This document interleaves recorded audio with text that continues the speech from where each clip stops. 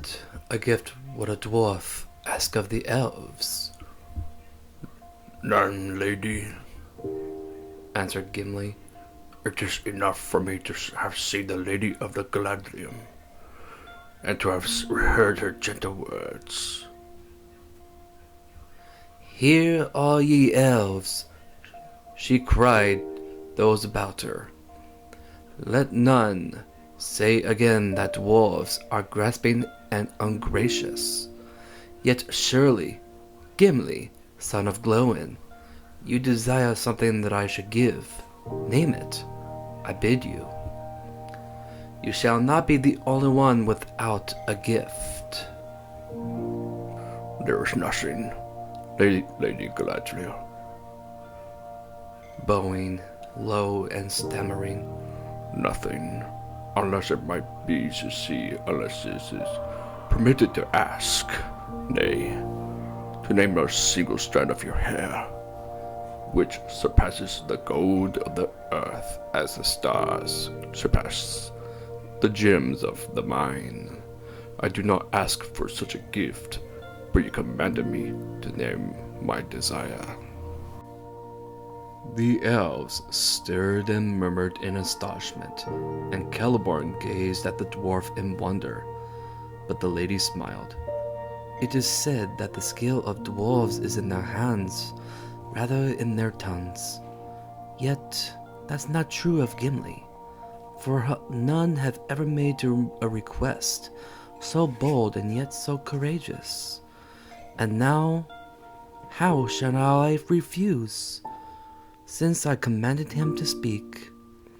But tell me, what would you do with such a gift? Treasure it, lady, he answered, in memory of your words to me at our first meeting. And if I ever return to the smithies of my home, it shall be such an imperishable crystal to be an heirloom of my house, and a pledge of goodwill between the mountain and the wood until the end of days. Then the lady unbraided one of her long tresses and cut off 3 golden hairs and laid them in his hand. These words shall go with the gift.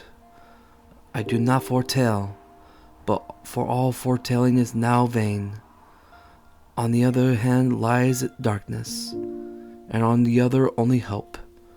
But if hope should not fail, then I say to you, Gimli, son of Glóin, that your hands shall flow with gold, and yet over you gold shall have no dominion.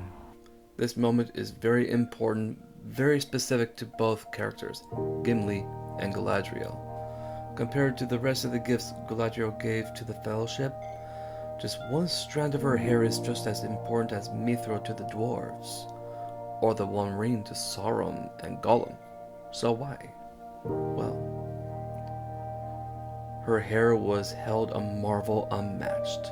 It was a golden-like hair of her father and of her foremother Indis, but richer and more radiant, for its gold and was touched by some memory of star-like silver of her mother, and the LOTR that said the light of the 2 trees had been snared in her tresses.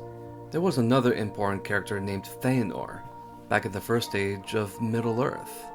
As he's the one responsible for the creation of the Silmarils, he asked her 3 times to possibly use each of them to be infused with each Silmaril, which would make the gems even more divine. It could have been lust, greed, or something much worse for the creation of the Silmarils. So Galadriel refused him all 3 times, as she saw nothing but bad intent and mistrust for him over her hair. So he didn't deserve any of the hair.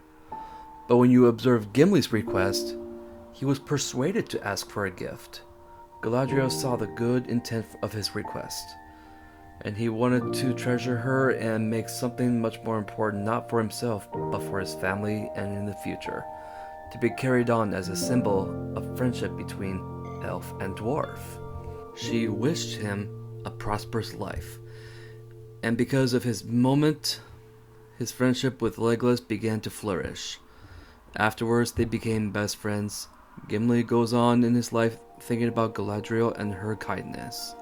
The next time they see each other is in the Undying Lands, as he gets to see her again, as the first dwarf to set foot in the Undying Lands alongside with his best friend. So, the significance of Galadriel's hair goes all the way back to the first age. An elf, her own kind, she declined, but a dwarf, she gladly accepted in the third age, as it was a time of elves and dwarves at odds. So this moment was one of my favorite in the mainline story of Tolkien's works. His writing is beautiful and filled with great symbolism. It's a true art of storytelling.